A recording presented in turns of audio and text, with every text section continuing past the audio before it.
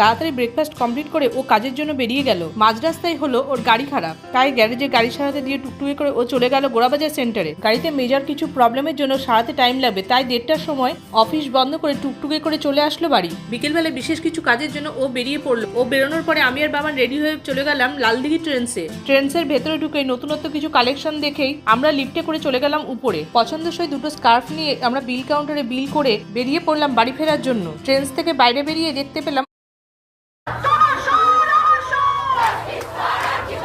আরজি করের ঘটনার জন্য প্রতিবাদ মিছিল বেরিয়েছে। হাজার হাজার লোক এই প্রতিবাদ মিছিলে সামিল হয়েছে।